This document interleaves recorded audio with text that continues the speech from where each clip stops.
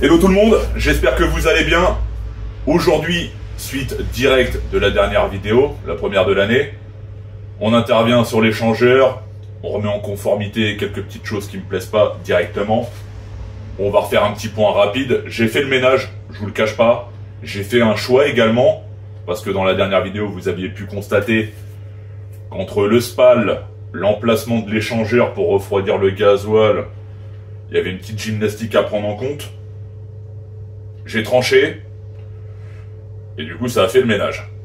Je pense que ça sera plus clair directement, la gueule devant. Tel quel, t'as l'impression que j'ai rien foutu, mais si tu regardes un peu par là, tu peux te rendre compte qu'il y a eu du ménage de fait. Bon, la boîte, le kit d'admission dynamique a dégagé pour faire de la place, mais ici, t'avais un boîtier qui gérait tout simplement le SPAL en façade. Tout le système, après le faisceau, allait dans la boîte. D'ailleurs, j'ai refait une petite magouille par là, une petite bouine. Et en gros, tout ceci dégage de la bagnole. Ça fait, mine de rien, pas mal de fils pour juste un SPAL. Quoi qu'il en soit, le jour où je referai un faisceau pour un futur SPAL, pour le coup, il ira à la place du visco. Imaginez que le SPAL dégage. Et d'ailleurs, même le radiateur sera amené à changer. Sans qu'il y ait le sertissage, j'en veux un tout en alu pour éviter que ça me refasse le coup de clastre et que ça pète sur un des latéraux. En gros, t'imagines un radiateur peut-être plus fin, le SPAL changé et ça me laissera le dégagement largement nécessaire pour y péter un SPAL au cul. Et je referai un faisceau au moment venu. En attendant, comme je vous l'avais dit, le visco fait déjà largement le taf. Bon, après sur circuit, ça sera une autre histoire, mais pour l'heure, c'est ok. Donc un petit nettoyage au niveau de toute la partie droite de la caisse. On avait le fameux boîtier de gestion du SPAL. Ici, on avait également un capteur. Alors, je ne savais pas ce que c'était. Il est où celui-là? Lui, c'est un capteur de qualité d'air pour tout ce qui concerne l'admission d'air dans l'habitacle. Hein. Donc bon, tu l'auras compris, dans mon cas, rien à faire. Qu'est-ce que j'ai dégagé d'autre? Oui, le débitmètre, plus besoin. Donc là aussi, un petit coup de propre rapide ici. Moins il y a de fil, moins je me prends la tête, plus c'est clair, plus c'est limpide.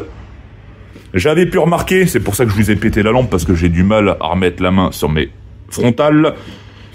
J'avais carrément la vis du support moteur, qui sont d'ailleurs en rigide, j'avais oublié de vous le préciser, pour dégager toute la partie électrovanne et pilotage des supports. J'avais la vis qui avait dégagé, tout simplement, donc depuis combien de temps c'est comme ça? Ça explique peut-être que je trouvais que ça vibrait un peu beaucoup.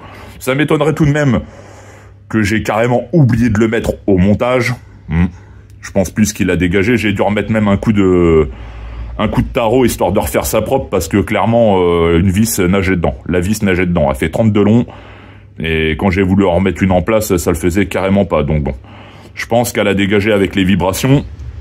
Et pour revenir, pour que ça soit un peu plus limpide, vous pouvez voir l'électrovanne à côté du poumon comme je vous en avais parlé. Donc comme je disais, le SPAL dégage, laissant place au refroidisseur de gasoil, anciennement de boîte automatique. Madame m'a refait de la petite soudure. Merci mon chat.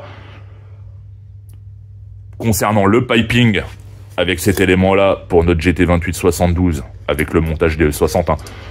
Et ici, pour passer en durite de 8. Initialement, c'est un peu les mêmes raccords que ceux de comment ça s'appelle, de direction assistée. Avec les systèmes de verrouillage comme ceci. J'ai dû récupérer de la camelote, hein, tu te doutes bien, pour me faire mes rallonges, mes rajouts de manchettes. On avait ceci du cadre principal en alu qui a été modifié là, coupé là, et la tige filetée ici pour pouvoir y laisser passer l'échangeur. Et le cadre, le fameux cadre en plastique avec l'ouverture ici, DA là, et là pour le coup notre refroidisseur de gasoil, et recoupé le long pour pouvoir le mettre en place.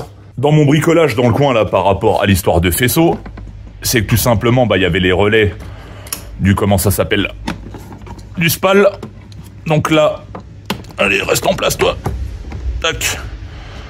Ici, on a la traversée où il y avait le fameux focus, le fameux faisceau qui passait à cet endroit précis, qui faisait le tour derrière et qui revenait devant, pour ainsi rejoindre le boîtier. Là, pour éviter de l'entrée d'eau,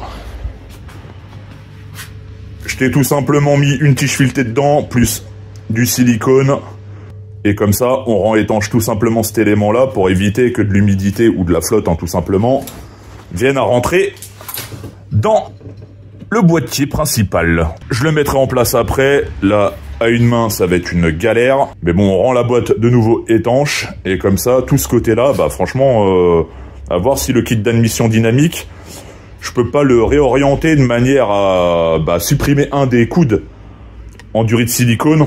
On va voir au moment de la mise en place. Et concernant notre échangeur, les petites pattes fait maison, repeintes en noir. Donc pour ceux qui regardent mes stories, ça sera parlant. Mais en gros, fabrication de pattes fait maison. Celui-là, c'est normal qu'il tient pas trop sur ses pattes. C'est qu'en fait, c'est pas symétrique. Ici et là, ce ne sont pas du tout symétriques. Là, on voit bien que c'est droit, que là, il y a un angle.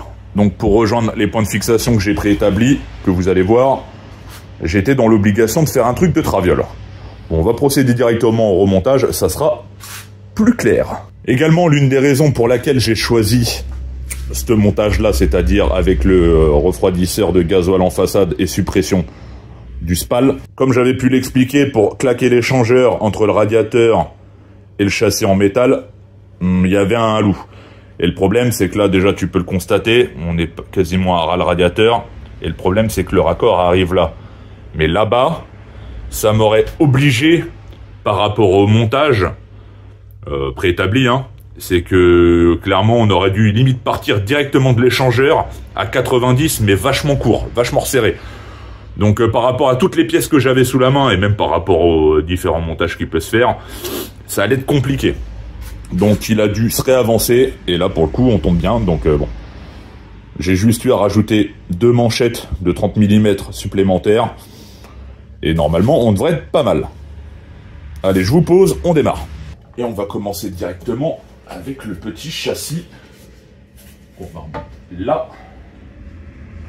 Ça.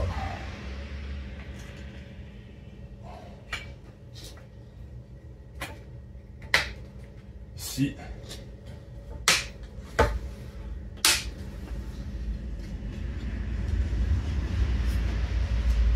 Là.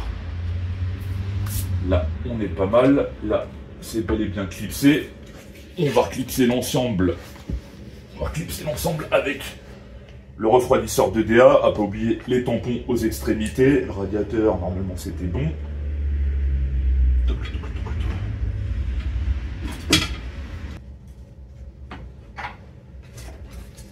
Allez, ici. Là. Là.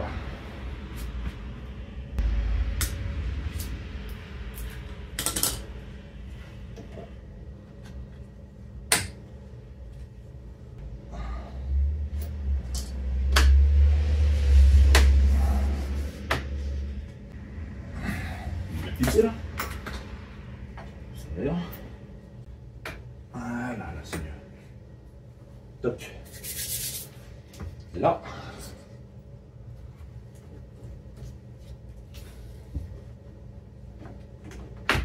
Et là c'est mieux. Voilà. Maintenant raccordement. Il manque un tampon ici. Je vais chercher ça après. Là, on est pas mal. Là, on est vraiment bien. Est-ce que je procéderai pas directement au raccordement maintenant? Parce que sinon, plus il y a d'éléments devant après, plus on se fait chier à remonter ça proprement. Toc. Bien. Maintenant, le châssis métallique. Je pense que vous me comprendrez pourquoi j'ai fait ça en off. Parce que sinon, ça aurait mis un temps de dingue à mettre tout, à tout fabriquer. C'est pas vraiment intéressant en vidéo. Pour ça que je mets ça en story, c'est plus pertinent, je trouve.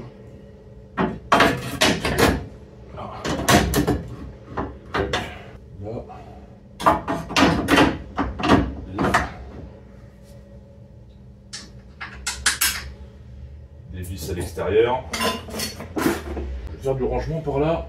Ici, on peut retrouver ce qu'on a sur E60 avec le capteur de température d'admission qui n'est pas présent sur celle-ci. C'est pour cette raison que j'ai misé sur un bon échangeur, à défaut de pas connaître la température en question.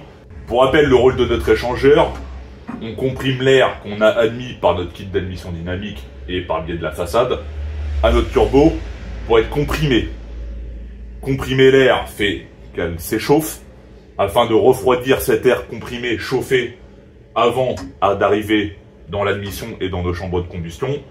On la fait passer par un échangeur, un radiateur tout simplement, RR, où l'air vient traverser l'échangeur et l'air extérieur le traverse en façade afin de le refroidir.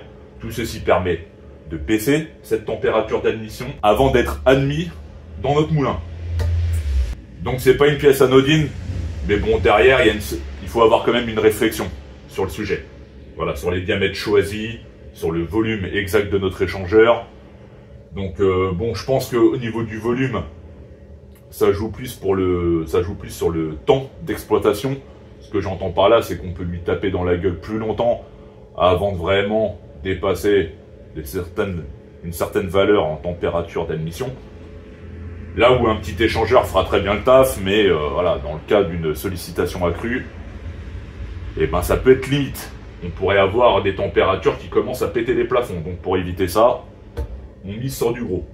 Après, les marques, pareil, les goûts et les couleurs. Je sais que Wagner, bon, ils ont une certaine réputation dans le domaine. Je les avais contactés pour faire un truc exprès pour E39, parce que bah, clairement, il n'y a rien pour E39 en termes d'échangeur. Hein. E46, ça se trouve. E39, il n'y a rien, et après on passe directement à E60. Pourquoi? Et du coup, j'ai misé sur celui-là, qui est prévu pour E60, au même titre d'ailleurs que le turbo, qui aussi d'ailleurs l'injection. Donc tout mis bout à bout, on est sur une cylindrée de 2,5 litres initialement de D1, mais bon, je pense que le tout est cohérent. Wow, ça, oh, j'allais oublier.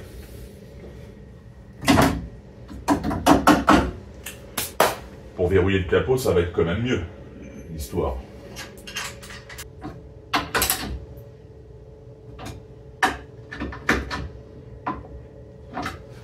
Ok. On repart sur le support. Et là, pour le coup, on y greffe nos petits supports faits maison. Alors, j'avais des vis dédiées. Elles sont où, celles-là? Voilà. Ça sera beaucoup mieux que des Colson, on va pas se mentir. C'est quand même incroyable comment ça a tenu, hein, cette histoire, parce que bon... Les prépas Colson, c'est quelque chose, mais...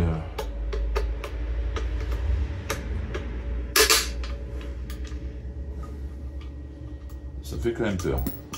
Alors, maintenant ça... Voilà.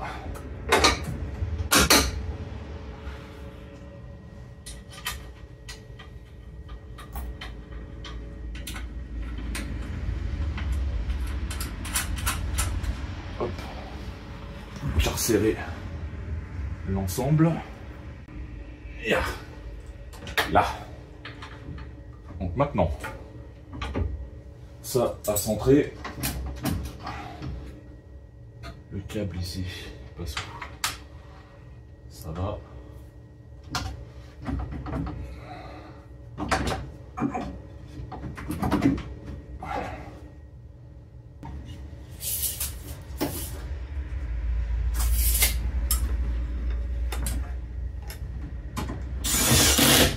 Hop. Et du coup là, on peut tout verrouiller.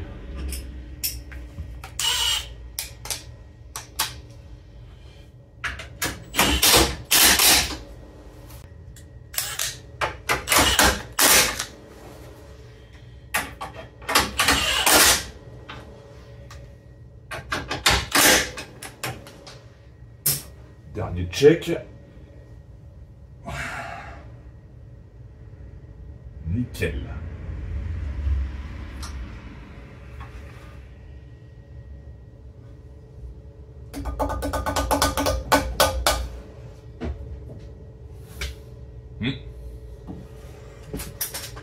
coup de serrage à la mano là-dessus, histoire d'être ok.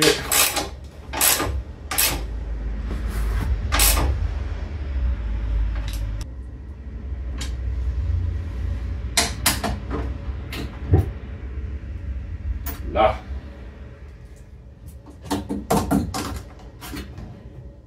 Ça, on est bon.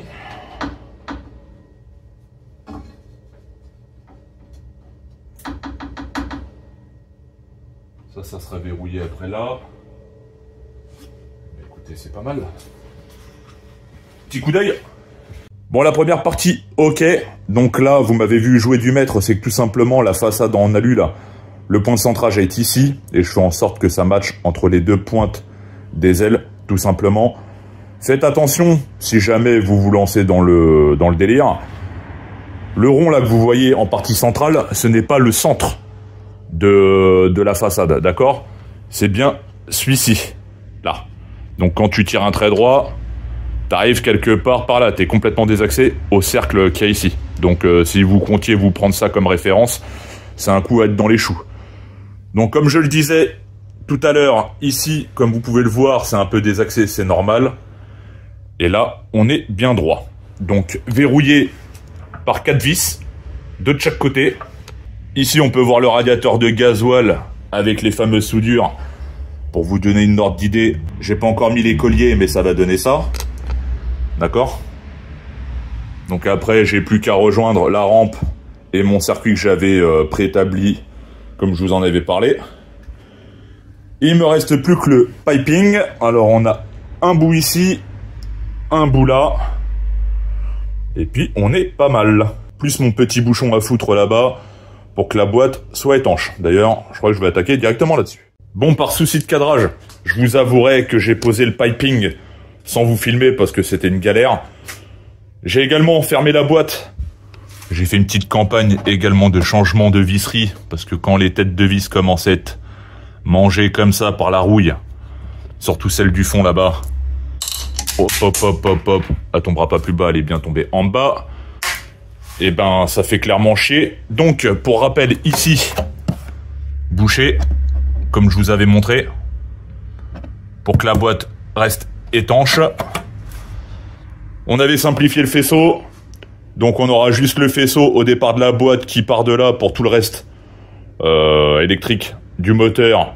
Ici, on a ce qui concerne le faisceau des injecteurs. Là, on avait l'histoire avec les relais pour le SPAL. Et ici, il nous reste plus que le bloc ABS. Là, le capteur au niveau de la roue et l'éclairage, tout simplement. Concernant le piping, eh ben écoutez, la prise de cote était nickel. On arrive à fleur ici, tout est bien souqué. Ça rigidifie encore plus l'échangeur. J'avais bien fait ce qu'il faut pour qu'il n'y ait aucun contact nulle part, mais que ça passe au plus près. Oh, il a une sale gueule, le radiateur, en fait. C'est quoi, ça? Oh, il est vilain. Bon, ça vaudra le coup de le changer au moment venu. Ici, pareil. Tant qu'on est dans ce coin-là, on va s'intéresser également à la boîte à air. Boîte à air que je me suis amusé à ouvrir, pour le coup. Et bon, vous allez pouvoir constater qu'il est clairement pas vilain. Beaucoup moins vilain que ce que je pensais. Parce qu'après plus d'un an de non-nettoyage, même voire plus d'un an, eh ben, écoutez, il a pas une trop sale tronche. Et de plus, eh ben, j'ai que du nettoyant, mais j'ai pas l'huile qui va avec pour après nettoyage. Donc bon, à défaut d'avoir l'huile, on va le laisser tel quel. Je l'avais bien huilé, je crois que j'avais fini le bidon. Donc ça restera comme ça. Je suis un blaireau, moi. C'est là qu'il faut regarder le filtre à air. Vu comme ça, c'est sûr que j'aurais trouvé de la merde là-dedans. C'est qu'en fait, il aurait rien filtré, mais c'est ici que ça va se passer. C'est du combien, ça?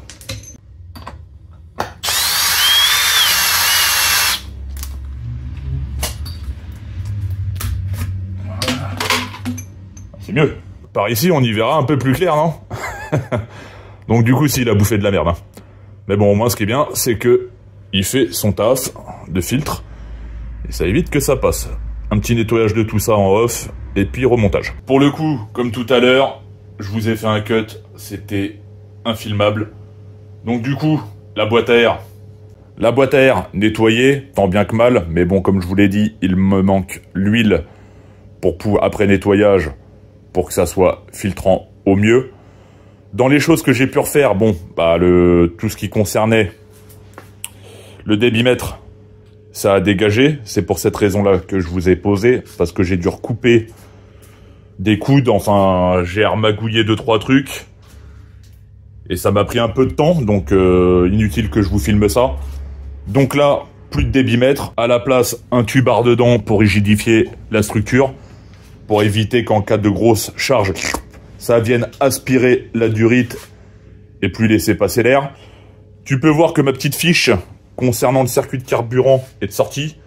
Tout simplement, c'est que j'ai dans la foulée attaqué le circuit de carburant, qui est totalement fini. J'ai remis la main sur une lampe. Donc, l'arrivée de carburant, départ, qui va jusqu'à la pompe. On a le fameux système de régulation avec le CNR qui sert aussi de régulateur. Et j'avais dégagé le fameux bilame que j'ai remis en place. Je l'ai claqué ici pour voir. On verra bien comment il vieillit dans le coin. Bon, il n'est pas non plus en tension à la mort, mais bon, sait-on jamais, ça reste du plastique qui a 20 ans. Donc, on verra. Les départs au niveau du radiateur de gasoil, le nouveau radiateur de gasoil en façade, le cheminement est fini. Bon, ça fait du tuyau, mais au moins, je pense que ça va être pas trop mal. Ça remonte le long ici. Enfin, les cheminements, après, vous connaissez, hein, c'est juste l'emplacement du radiateur qui change. J'avais parlé de la façade en plastique que je comptais recouper. Là, clairement, au vu de la gueule que ça, et puis pour au cas où jeter un coup d'œil si jamais il y a une fuite ou autre, je vais laisser ça comme ça. Bien. Re tout le monde, après une bonne nuit de sommeil, je fignole les détails, mais là pour le coup, ensemble, on va regarder si le pare-choc, ça match. C'est entre guillemets le dernier point potentiellement merdique.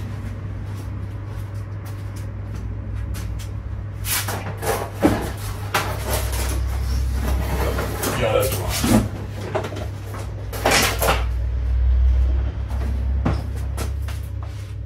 Alors, ça passe ou ça casse. J'ai pas remis les phares exprès pour directement en avoir le cœur net.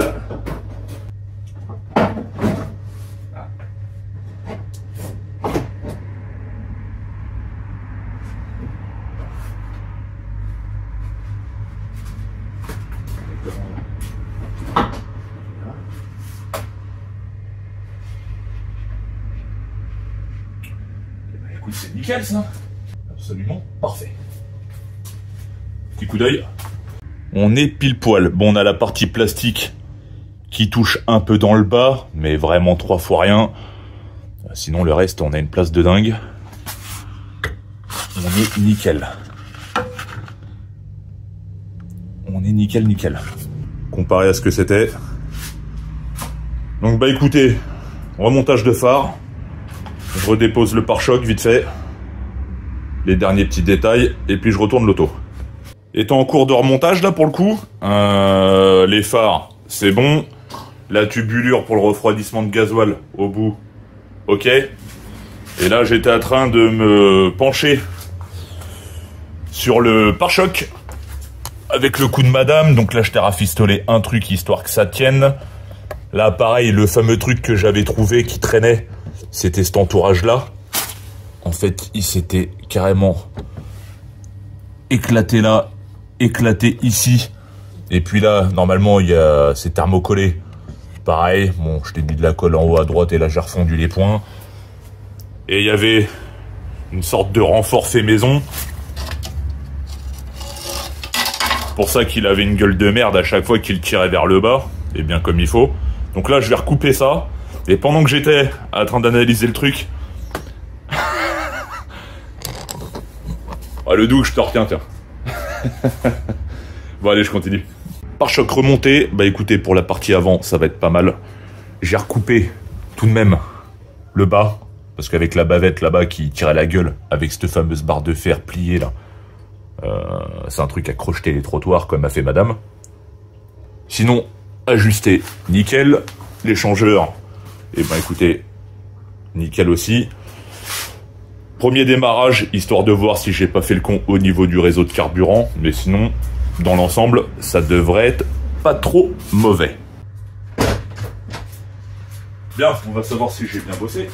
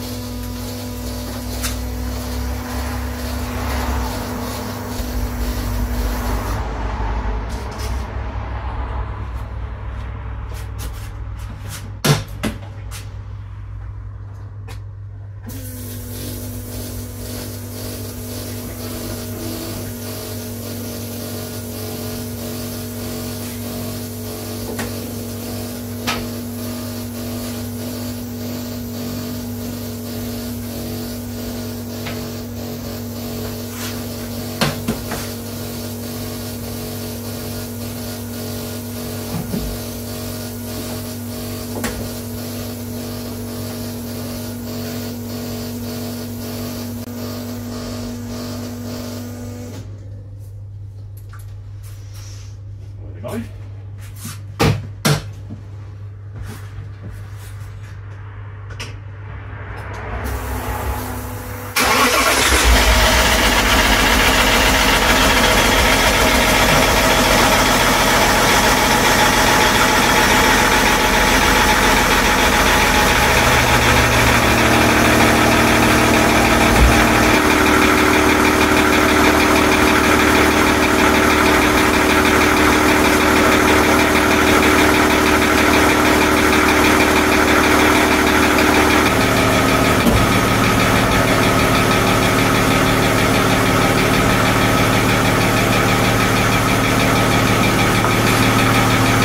Toute neuve. Bon tout le monde, bon pour vous c'est qu'un cut. Pour moi il s'est passé une petite semaine et une semaine de merde. Concernant le pare-choc, je verrai ça en off. Vous avez compris le principe, dépose, gratter ce qui gêne, enfin ce qui fait vibrer le reste de la caisse et remontage. Par contre, comme je vous l'ai dit, on va parler injecteur. Pour le coup, ceux-là, ce sont les 0,92, celles des biturbo. À savoir qu'initialement, c'est les 219 hein, pour les biturbo en 272. Et la référence 0,92, ce sont des reconditionnés. Donc en général, on retrouve deux références pour un même type d'injecteur. C'est qu'il y a les neufs et le reste de la pègre en reconditionné. Du coup, là, préparation des injecteurs pour le montage sur le cobaye avec les nez d'injecteur DLLA 145p, l'angle 16,55. Acheté chez Pierre Goyer, au passage. Donc voilà.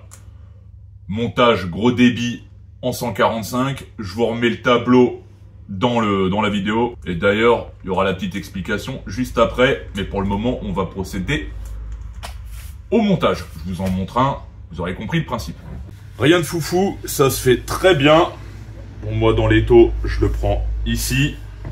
Même si ça le marque un petit peu. Mais bon, on s'en fout un peu parce que ici, c'est les brides de verrouillage après dans la culasse. Voilà. Ici, avant toute chose, dégager le joint cuivre.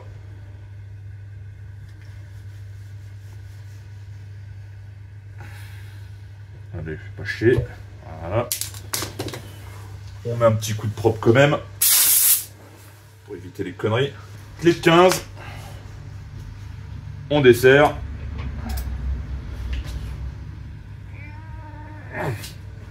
Au fur et à mesure, la calamine, on la dégage. On essaye de garder la zone la plus propre possible. Voilà, dès qu'on peut l'avoir à la main. Le nez, on appuie bien dessus, histoire que ça fasse pas le con au niveau des composants qui se trouvent à l'intérieur de l'injecteur. J'ai l'impression que les nez ont été changés. Voilà. Ça, qu'on va nettoyer par la suite.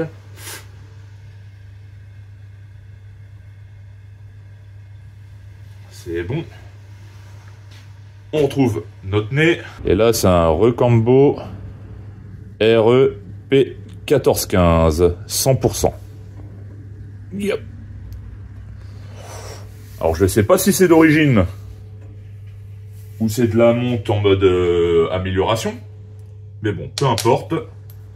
Là, à ce niveau, maintenant, un petit coup de sopalin. Petit coup de nettoyant fin pour la portée. Du filetage. Et ceci à nettoyer. Nouveau nez d'injecteur.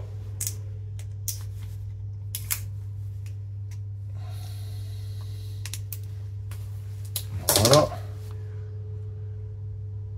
Voilà. On remet ça en place sans faire les foufous. Voilà. On replaque bien. Le capot qui revient par-dessus. On le retient bien en place. Et puis on est parti. On va jusqu'au bout. À la main. Voilà. Et rebolote. Clé de 15. En mode serrage. Et là, on souque. J'ai pas le couple de serrage là-dessus, je l'ai pas. Et de toute façon, j'ai pas la douille qui va avec ou quoi qu'est-ce.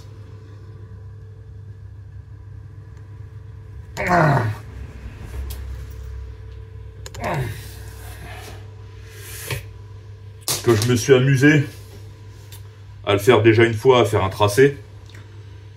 Mais quand on fait du remplacement de nez comme ça, et ben on a toujours des micros ajustages. Et vu que les filets sont super fins, il suffit qu'il y ait la tête là-haut qui soit un tout petit peu plus haute au niveau du nez.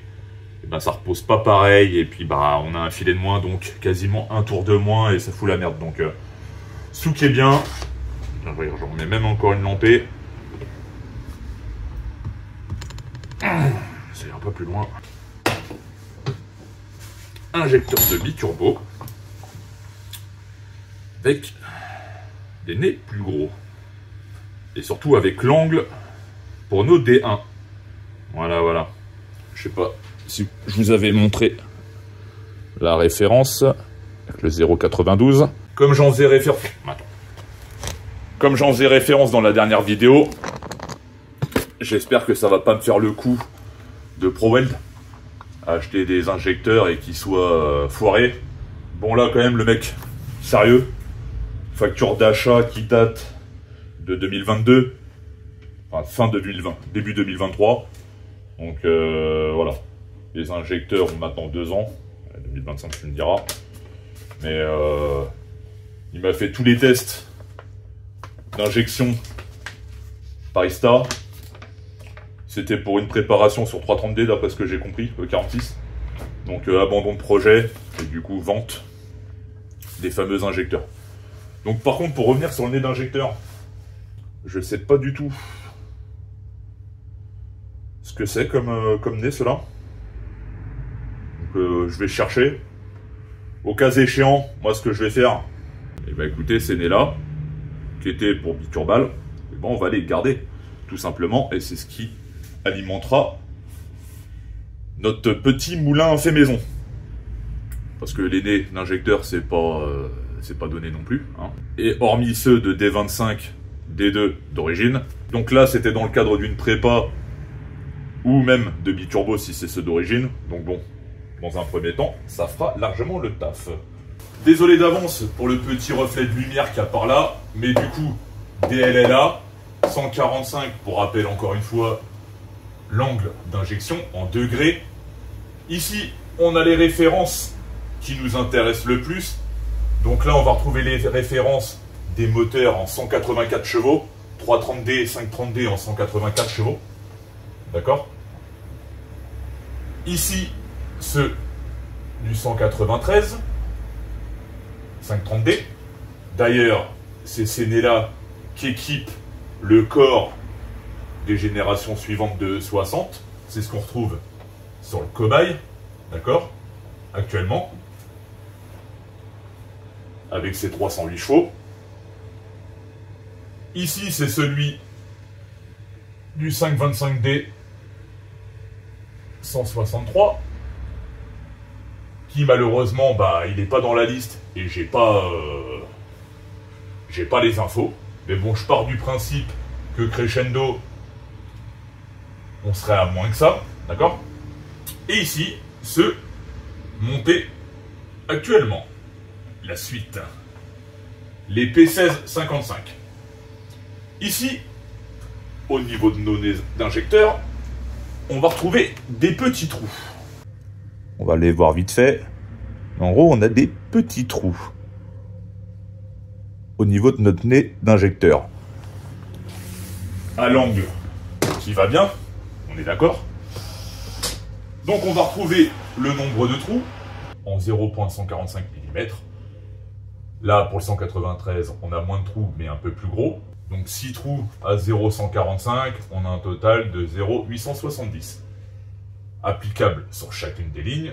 Et un truc qui saute aux yeux, c'est que là, actuellement, sur le cobaye, avec ses 308 chevaux, avec les nez du 193 d'origine, on a 5 trous en 0,175 pour un total de 875. Et là, on va passer à 8 trous en 0,200 pour un total de 1,6. En gros, on va pouvoir admettre 2 fois plus de carburant, mais en sachant qu'on a notre pression d'injection qui a augmenté, on va pouvoir jouer sérieusement avec l'injection, parce que là, on était clairement en butée.